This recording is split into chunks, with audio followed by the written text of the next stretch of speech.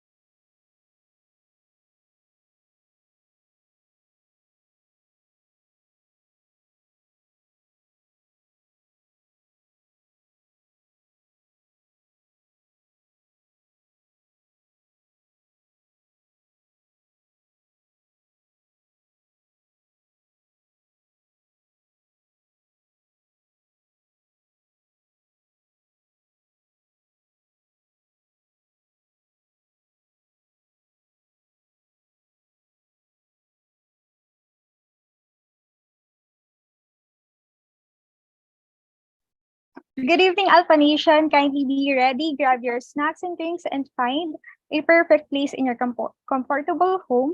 And be ready to become significantly better through sustainable and accessible lifelong learnings together. So, today's event is made possible with the help of our supportive generous partners, of course, the IXL CIE Review Center, then Grace Apparel PH. It's not about the product we sell, but the words we share. Startup Podcast PH. To us, the first Filipino cloud-based analytics platform, and Ingeniero.org, empowering engineers promoting innovation.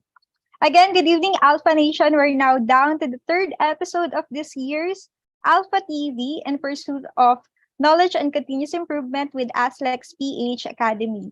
So without further ado, it is my pride and honor to introduce our guest speaker for tonight's event, Sir Coach Rai Cruz. He has been guiding leaders, teams, and organizations for more than a decade now towards achieving significance in their life and the work that they do. Currently, he is a certified life coach by the Academy for Modern Applied Psychology, an instructor for Udemy, and senior consultant of ASLEX PH Academy on leadership and management development programs. Coach Rai Cruz is also an ebook author at Amazon with the title of The Power of Teams. On the side, he is an entrepreneur on the service business. He is also a certified neurologistic linguistic programming or NLP by American Board of NLP as associate practitioner and positive psychology specialist by University of Pennsylvania. He has previously occupied leadership and management position to various organizations locally in Philippines and other international countries within the Asia region in the field of leadership, learning, and organization development. Again, everyone, help me welcome our speaker for tonight, Coach Rai Cruz. Hi, good evening, Coach Rai. Hi, good evening. The floor is yours na po. Yeah, so excited to be here as well as yung ating mga ka-alpha. Good evening. And hope you learn something and take value for you to be significantly better after this session in terms of leadership. No? All right. So, you may want to share your screen, sir. Yeah, umpisahan ko na ba, Melay? Okay. Sure po. Okay. So, let me just share my slides. Ayan. Ayan, so okay naman ba yung slides? Everyone can view it? Not Yes? yet visible on my side, sir. Ayan. Hindi pa, visible na ba siya? Sige, okay share. Na po. Yan, okay na. Okay na? Nawala po ulit. Ayan. Ayan. Ayan, okay na po. All right. So welcome to our topic for tonight, which is ML, game ka na ba? So baka yung iba, no, they might mapagkamala, no, na Mobile Legends, no, one of the famous online games. So hindi po, it's Modern Leadership 2023. So we would like to invite you to learn with us on how to be a new leader, no, this 2023, and through the modern leadership techniques that we will share for tonight. And first of all, we'd like to thank you for our sponsors, no, ASLEX PH Academy, as well as yung mga nabanggit, no, ni Melay kanina. So thank you very much for our sponsors for making this webinar possible through this Alpha TV. Okay, so let's start by going back. No, we'll go down to memory lane. Anong gagawin natin? I'll show you certain pictures of things, no, na mga nangyari before, and normally napapractice pa rin hanggang ngayon. Okay, so ayan, no? as you see, long before, no, talagang very hierarchical, or there was the king and queen era. No, for the longest time, ano, no, kumbaga na-imbibe na yan sa ating culture, and not only in our culture from the Western world, but dun sa mga counterparts natin here in the ASEAN countries, no? Before may mga king and queen talaga. And then ayan, no? Kung mapapansin natin, no? Military style in terms of yan, pag sinabi itong utos ni captain, ni major, ni general, ni colonel, susunod lang, no, ang ating mga sundalo. Kung anong order, yun lang ang sinusunod. And also, no, political dynasty, or could be also, no, yung nakasanayan na after ng father, grandfather, yung father, and then next yung son, and then yung apo, no? So yun yung mga nakasanayan or na-imbibe, no, sa atin, sa not only locally but also on a ASEAN perspective, as well as globally, no? Kaya minsan ang hirap alisin, no, yung mga ganitong nakasanayan ng mindsets about leadership.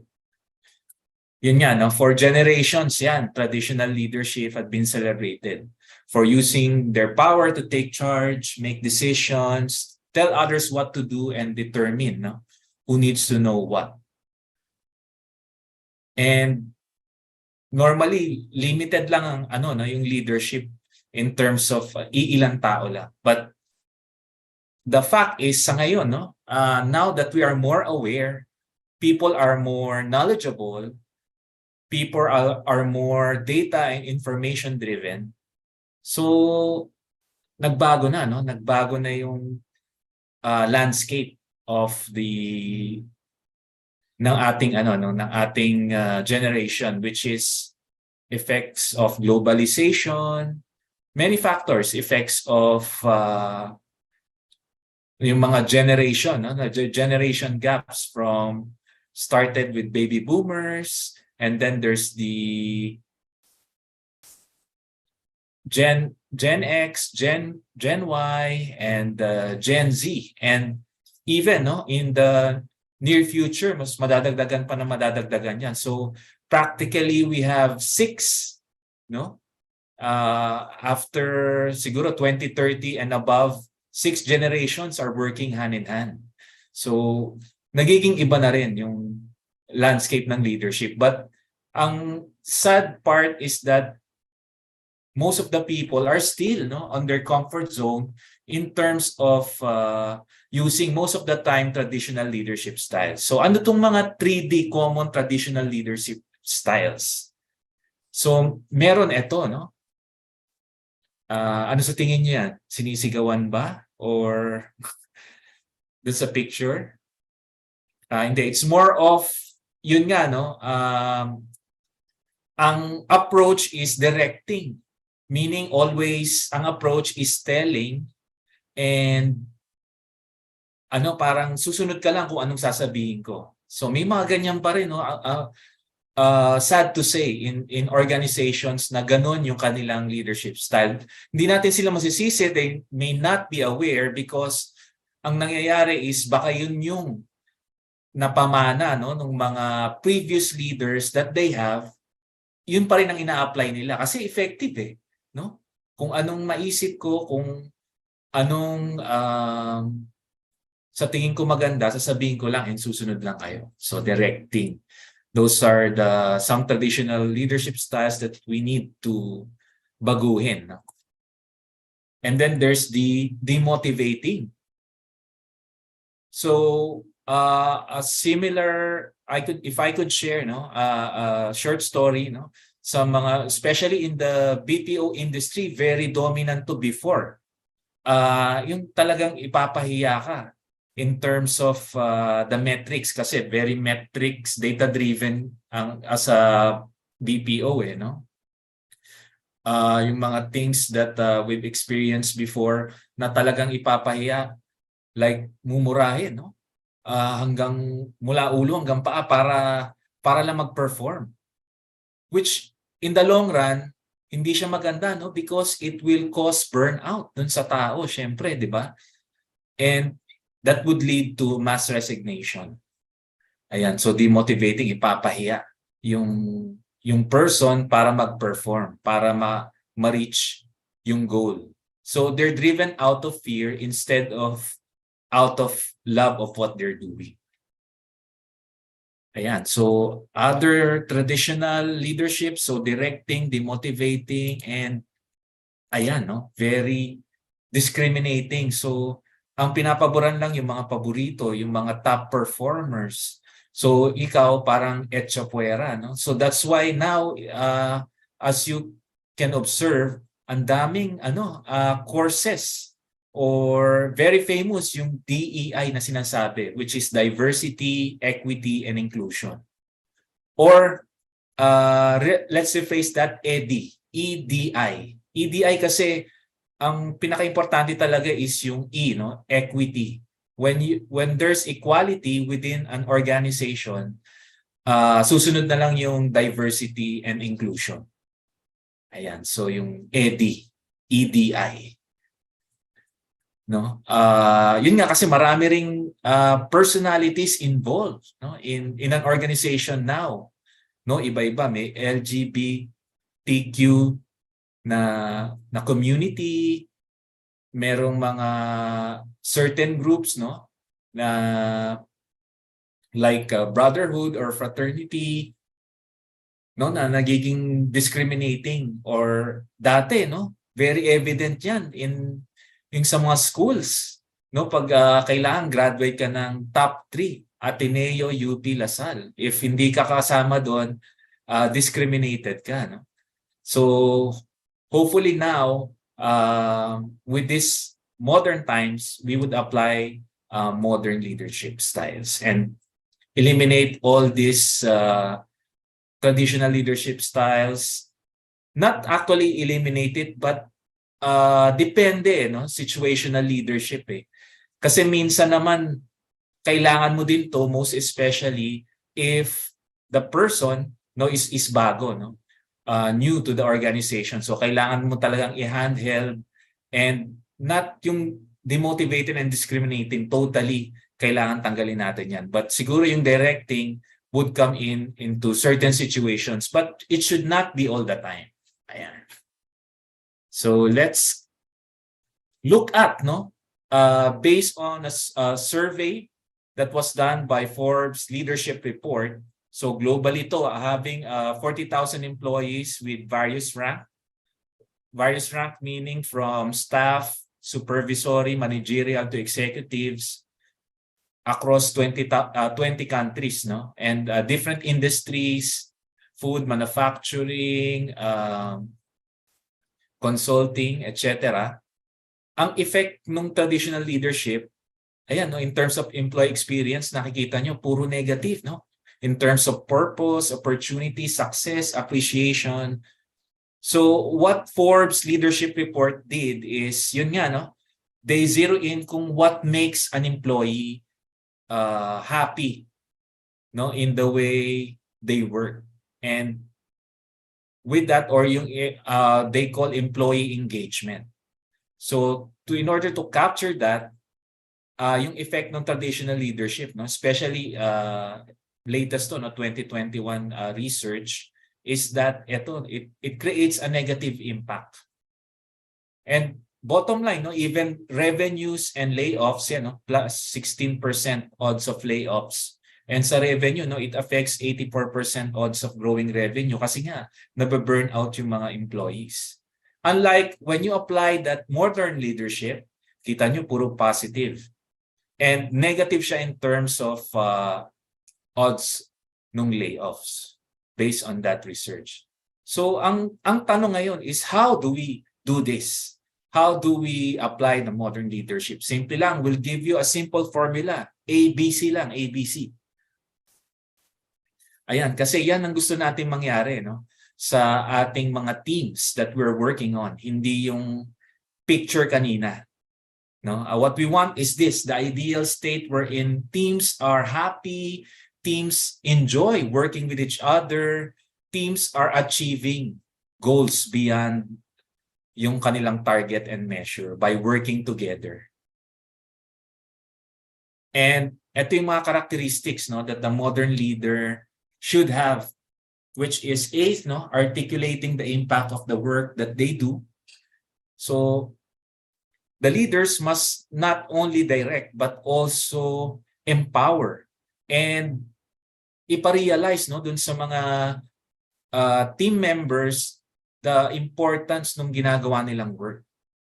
As they involve sharing information, ayan, creating higher level of trust, promoting a sense of inclusion and belonging, no? Yun yung, and ngayon, no, because of the pandemic, kailangan din titingnan natin yung kanilang well-being. No, dati hindi masyadong big deal yung well-being, but now after the pandemic, people realize, no, napaka-importante pala ng well-being in order to create that work life that we have right now. Career goals, contributions, and accomplishments. So A is articulating the impact of the work that they do. Later on, I'll give you solid examples on how to do this. Second is believe your team can do it. No, napakasimple, very elementary. But how do we do it? Ano yung mga things that we should avoid and things that we should do? Then C, connecting with the team. So how do we truly and authentically, no, create a connection with team members that we have as a leader? Ayan. So articulating the impact of work that they do. So paano ba yan, no? Simply, good example, siguro bibigyan ko kayo tatlong examples. So 3 is eto, no? Kung makita mo na ito yung mission ng iyong organization, we are here to refresh the world and make a difference. Di ba parang ang saya, no? Very, kumbaga you're offering a unique value proposition on the things that you do. And yung mga ginagawa mo, like for example, for this one, anong company to? Sige nga, can you guess? We are here to refresh the world and make a difference. Di ba pag narinig mo yan, na nare-relate mo dun sa ginagawa mo, no? That you are part of refreshing the world and making a difference. Di ba parang even ikaw yung naglilinis ng bote. So this one is the mission of Coca-Cola.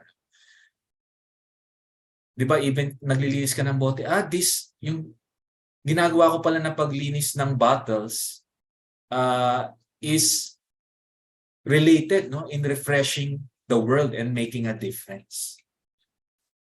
Di ba?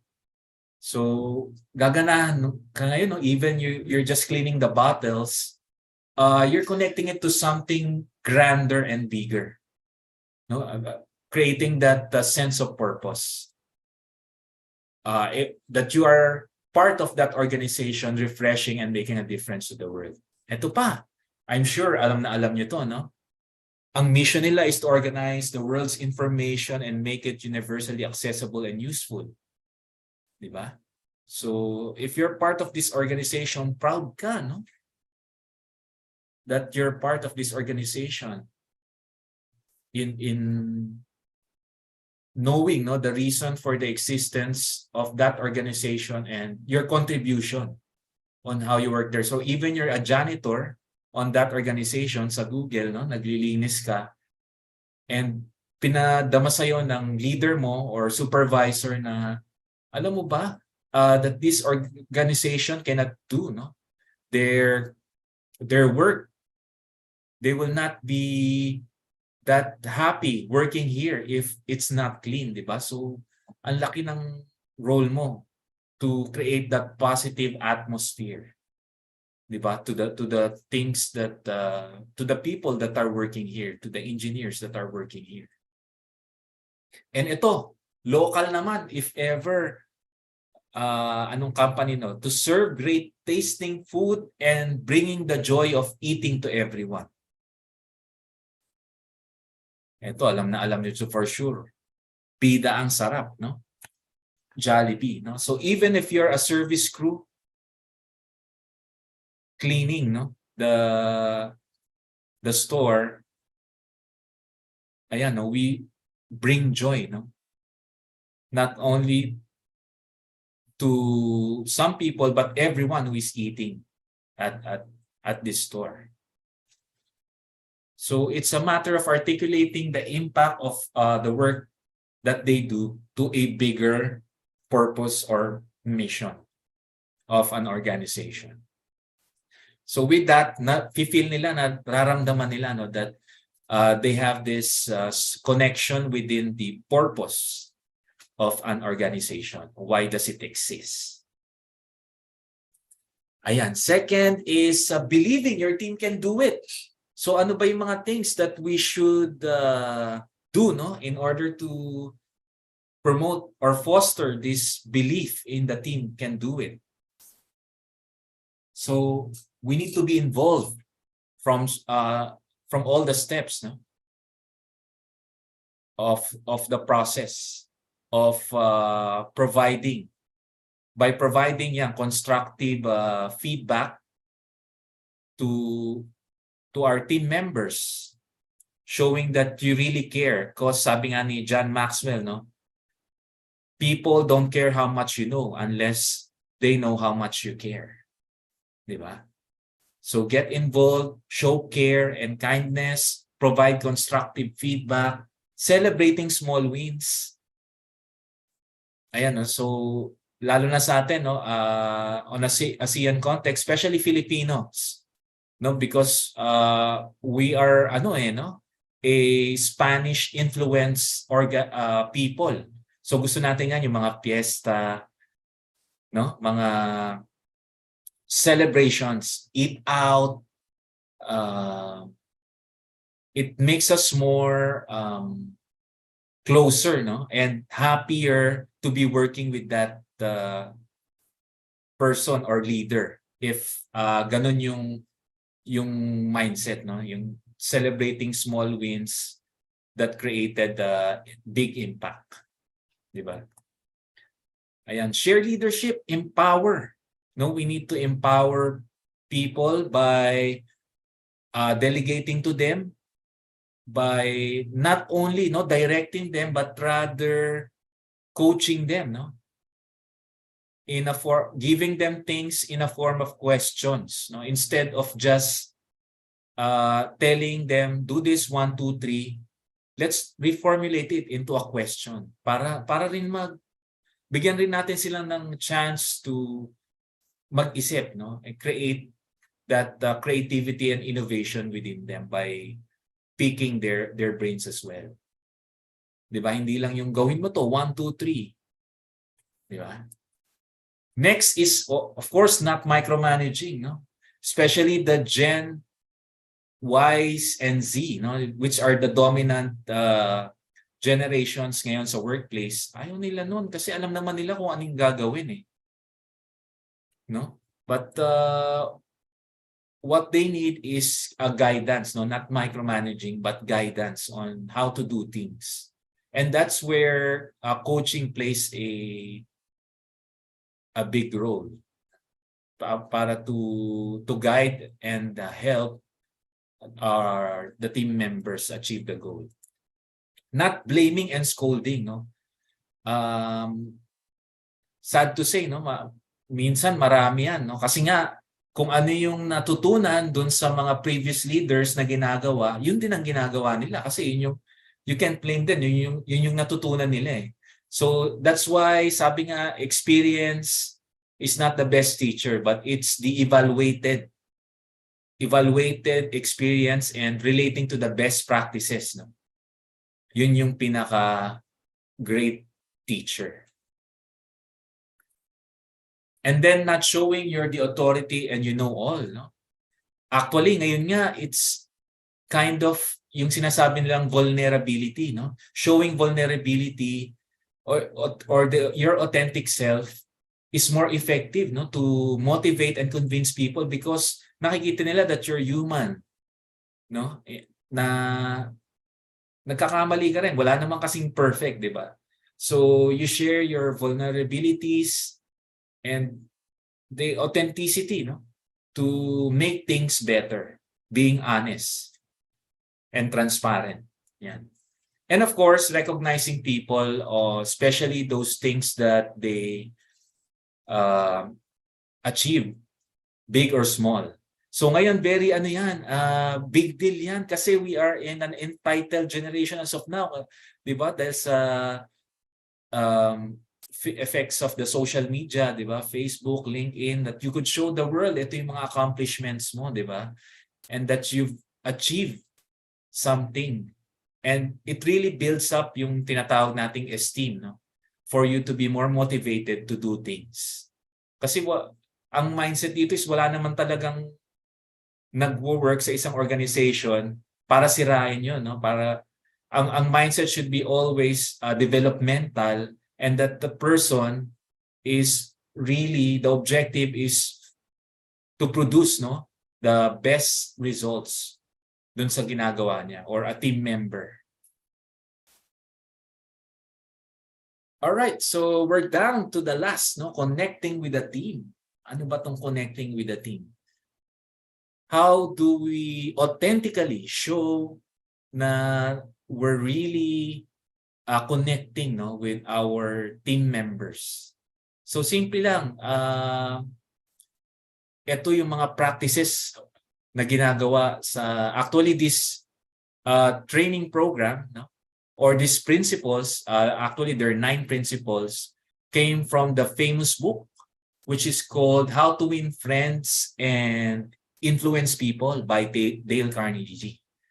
So actually here in the Philippines, no, sila yung official na nagte-train sa ating mga Miss Universe and sa mga ibang high-level executives on how to win friends and influence people. All yan hango dito sa 9 principles. And it's very simple if we apply it. So let's see, no? First is don't criticize, condemn, or complain. So what do we mean by this? No, hindi agad tayo judge, no? Or magko-complain, but rather pag-isipan muna natin before we act or say anything. Diba? That would hurt the feelings of people. Give honest and sincere appreciation. Yan, no? So it's very important yung authenticity, no? Kasi mararamdaman niya ng person if you're nambobola ka lang. So for example, you say you did a great job. So yung person na sinasabihan mo nun, hindi specific, hindi honest, hindi sincere, ano kaya yung great job, no? Rather than saying you did a great job, be specific. You did a great job on arranging this webinar. Ayan. So very specific.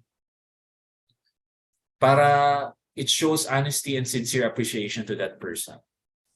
Second is arouse in the other person eager to want. Ano yun? Arouse in the other person eager to want. Simply knowing what are those things, no, that makes that person eagerly, no, to go to work. Like for example, if this person is very competitive, so magpa-games ka muna, and then you will show or you will see the other person's interest, no, to work. Kaya nga dun sa mga ibang organizations, no, I think also very dominant to sa BPO organizations, ayan, nagpapa-ML, no, Mobile Legends tournament, yung parang mga mahilig sa games, naaaraw sila, no, and they feel happy, no, playing with their co-workers. It creates that positive effect and a strong community na, uy, okay, cool dito sa company namin or organization kasi nagpapa-ML or Mobile Legends tournament. Diba? So parang in kami dyan. And the employees or the team members feel motivated because of that. Or may mga basketball din or sports, volleyball tournament. So that's other things, no? Fourth is become genuinely interested to other people. No? 'Di ba? Para lang din 'yan girlfriend and boyfriend, no? Pag nanliligaw ka, 'di ba? Syempre yung iba ini-stalk. So, given na 'yun, no? Ini-stalk or tinitingnan yung mga profile sa Facebook syempre now that we have this social media, no? At inaalam, no? Kung ano ba yung mga gusto niya. 'Di ba? Mahilig ba siya mag-travel or kasi pag gano'n, no, ang gaang ng feeling pagkausap mo yung tao. Like for example, I'm a team leader and then I have team members and then I talk about travel. Uy, kamusta yung travel mo sa Boracay, 'di ba? So you could relate, no, and show genuine interest to that person. Of course, five, very simple, no? A simple smile. Why? No, it invites positivity and shows a quick rapport. No, it creates a quick rapport pag nakasmile ka. So meron nga before, no?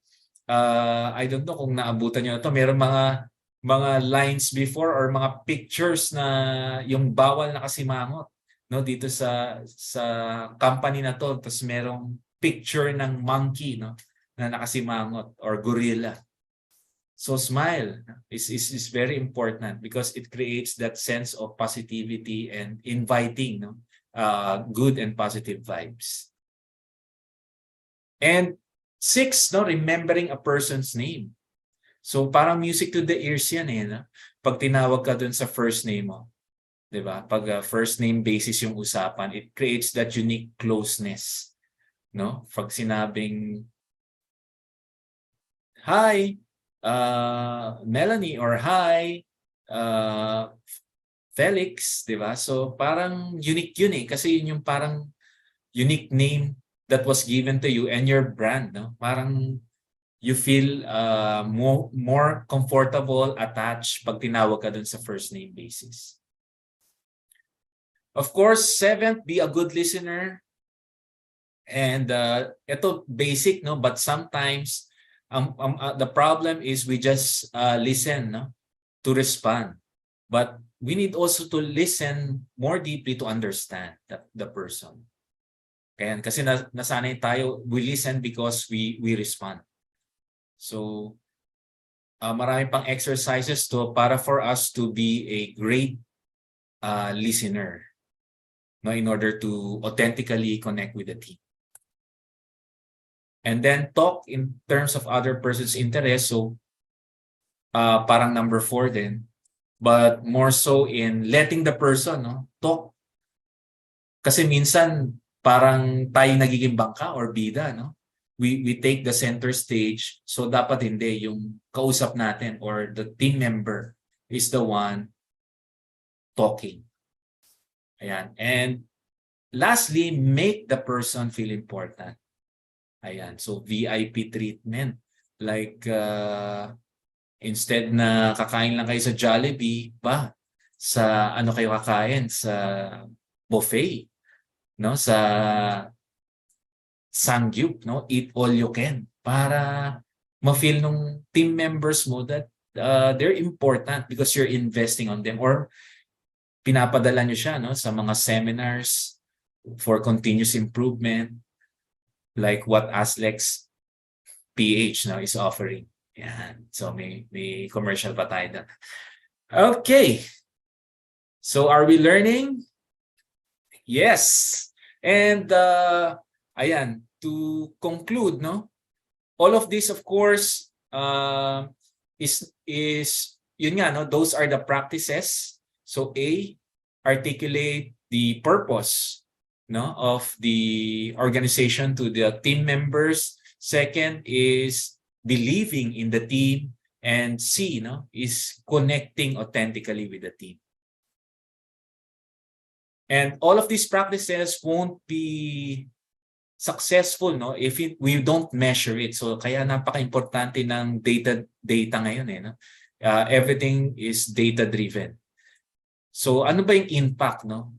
If ever we practice based on the Forbes Leadership Report, yun nga, 40,000 employees across 20 countries with different ranks and industries, no, they have noticed that there's a big chance, no, 250% greater odds that an employee will be a promoter. So in organizations now, very important yan because they're relying on yung sinasabing employer branding. Next is 405%, no, greater odds of employee will highly rate, no, yung engagement nung person dun sa organization to do great work. And yan, no, 845%, napakalaki that employees will be engaged. And since leadership is ang topic natin, no, 1,674% no, guaranteed that employees will have a strong positive perception of leadership, which greatly affects tong mga factors, no, that we've just discussed, yung being a promoter, having that great employee experience, and being engaged. And lastly, yan, no, reducing burnout. So by 56%.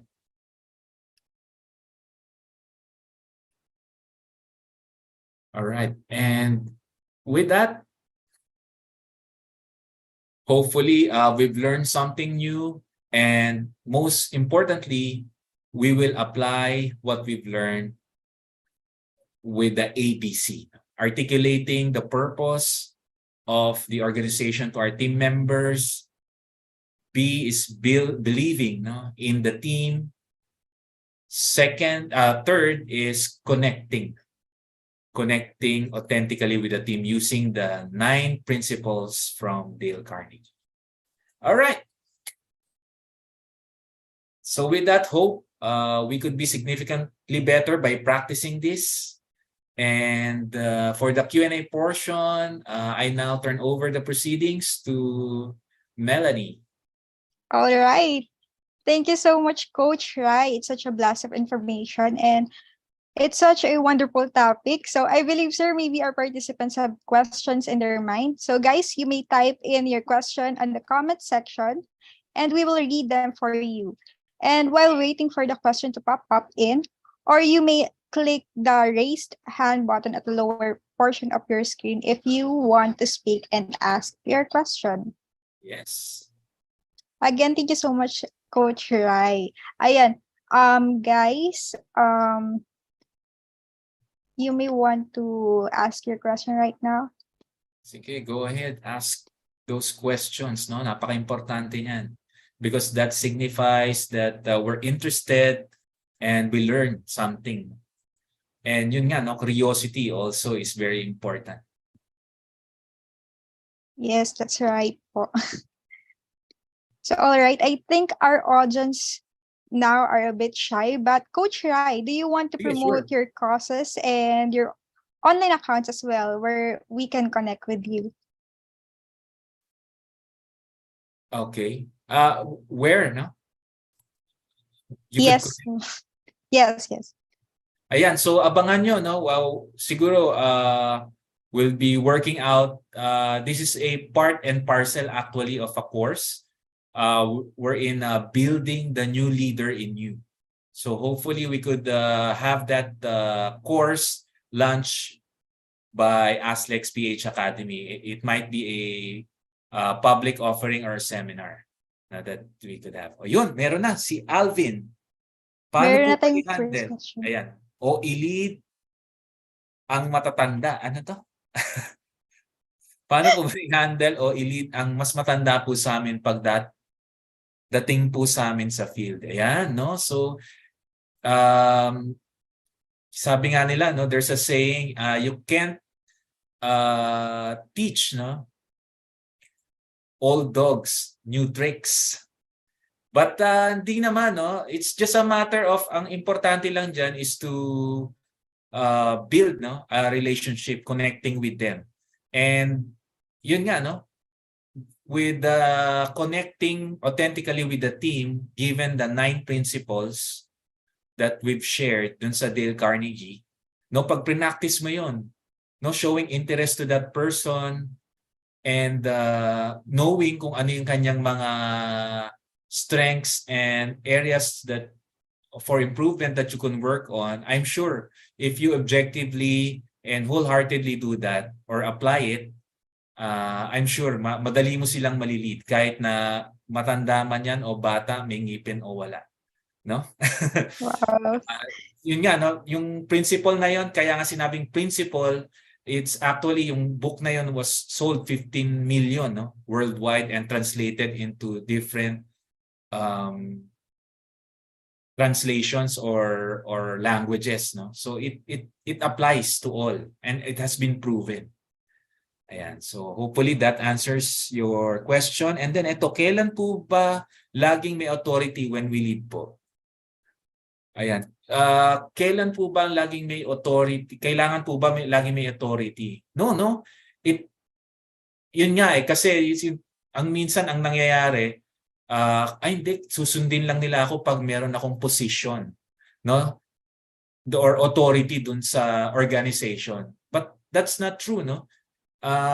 What happens is dapat nandun tayo sa at least dun sa second level, that people follow us because of the relationship that we build, no? Dun sa mga tao. And of course, yung next level dun should be meron din namang results, no, na tayong pinatunayan or na-achieve para for people to follow us. Ayan, so relationship and results. So kailangan yun in order to, but the authority or the position, first, lang yun, first level. So ang i-strive natin that people would follow us because we model, we build a relationship, and we produce results. Ayan.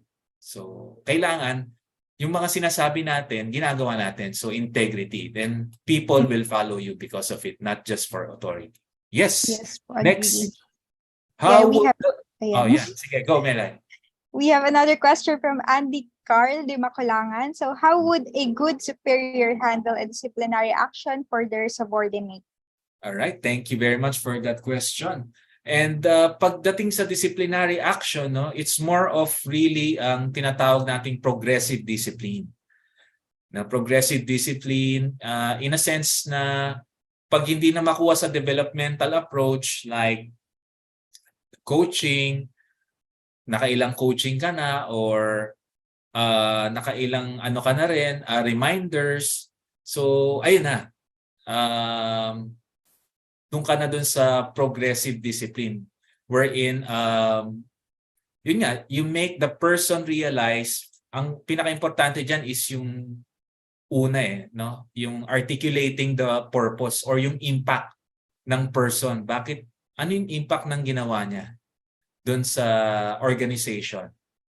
No? By making him or her realize yung impact, then that's the time na na pag nakita mo talagang na-realize niya yung impact and he or she is showing signs of authentic na reflection about it.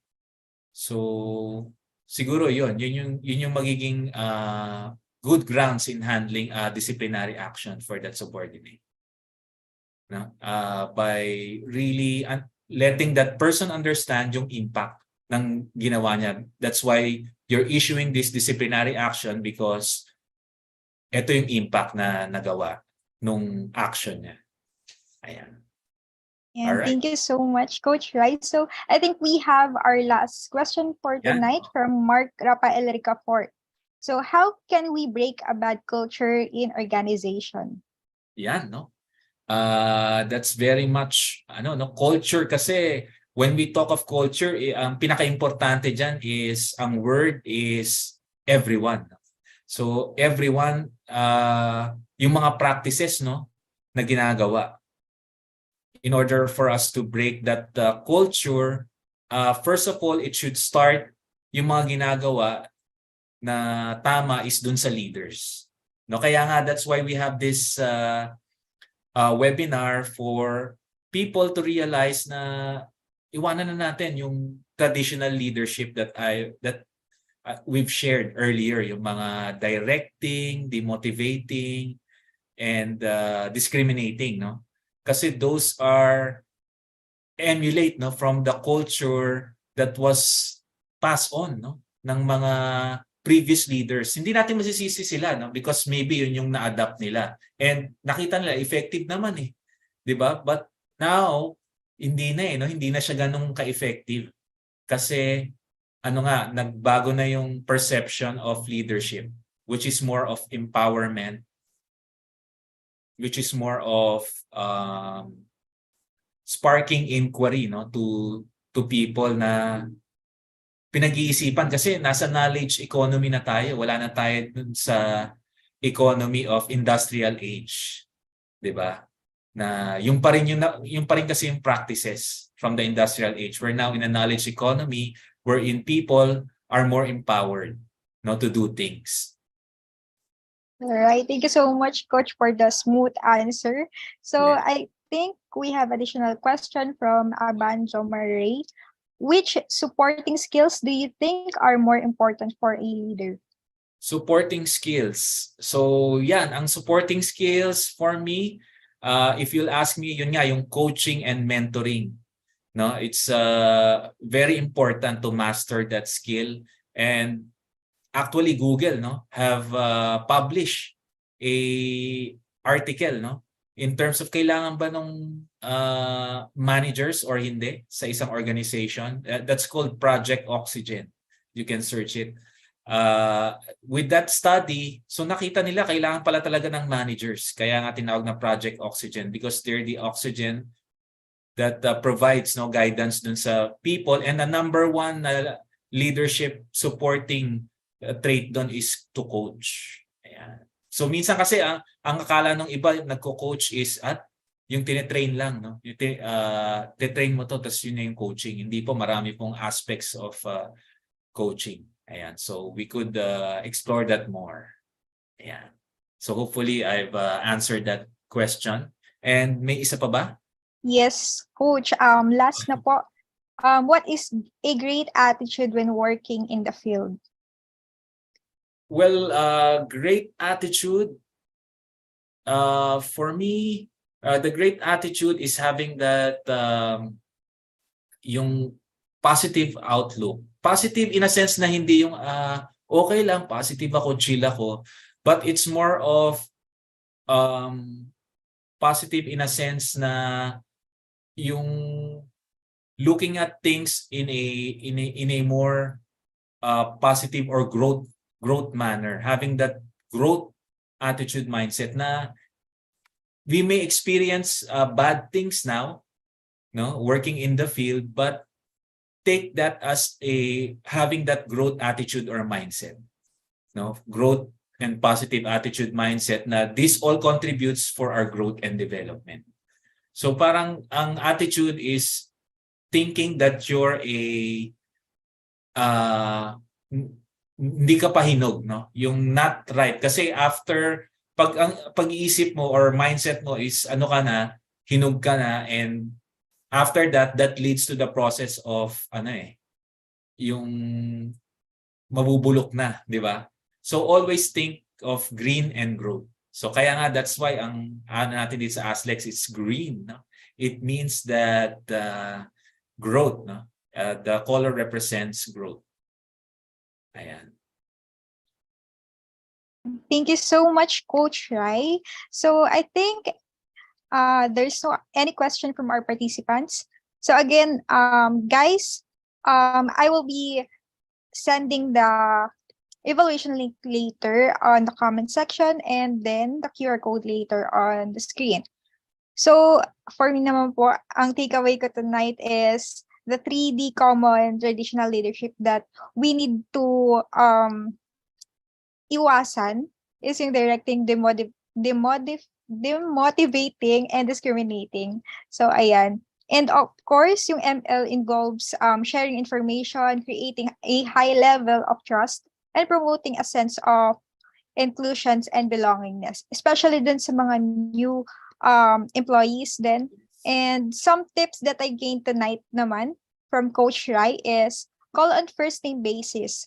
And of course, smile to show comfort and trust.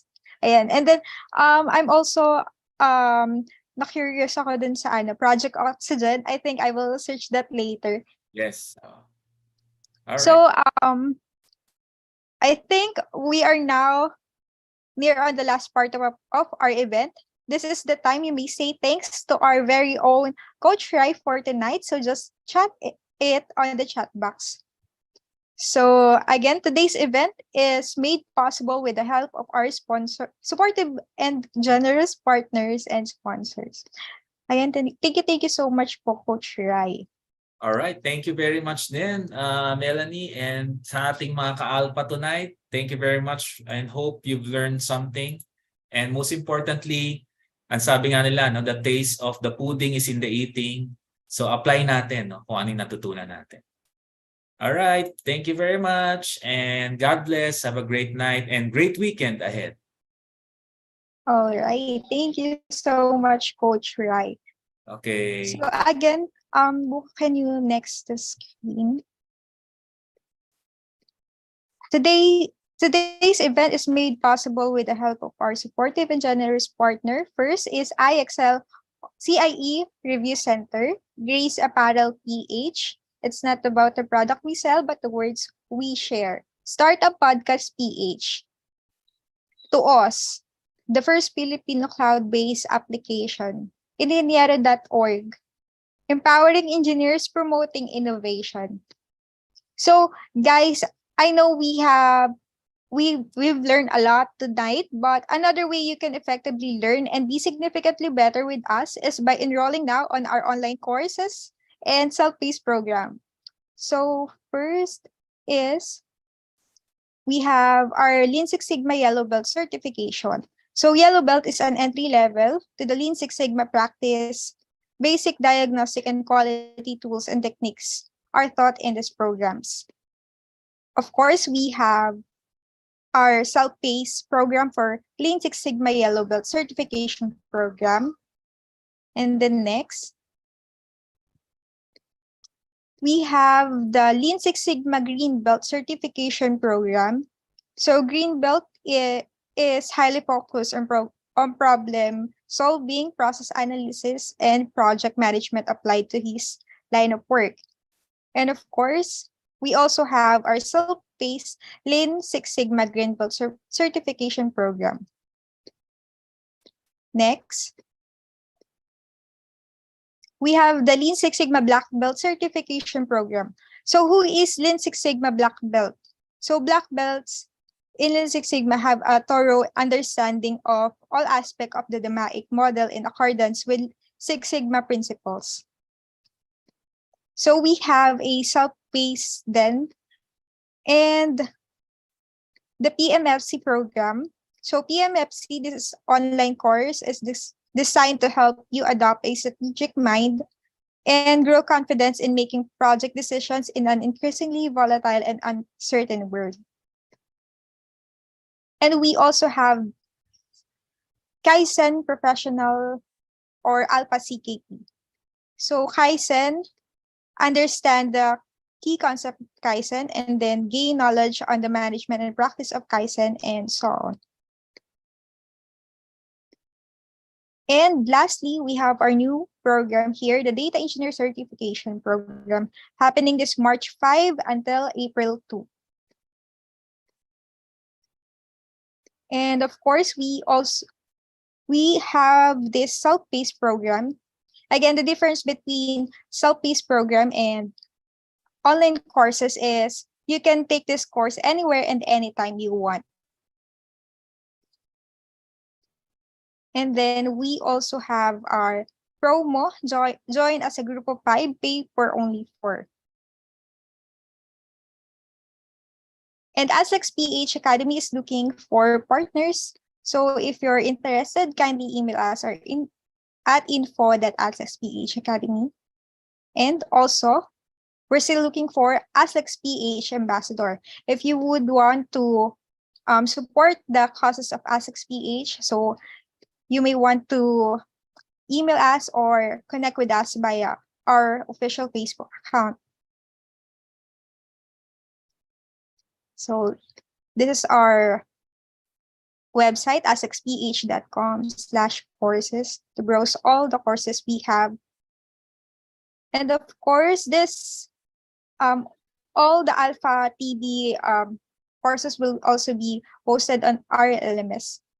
And then you may want also to join our group of Alpha alumni. Just scan the QR code. Next slide, please. So, ayan. Ito na yung iniintay ng lahat.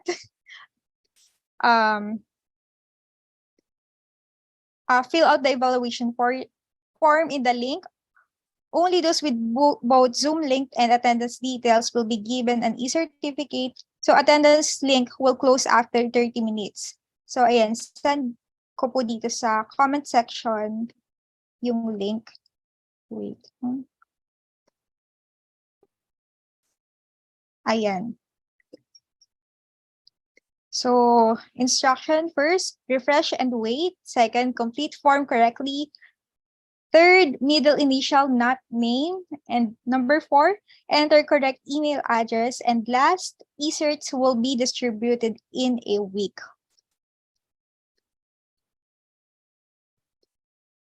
So that would be all for this event. We hate to beg goodbye, but every beginning there is always an end.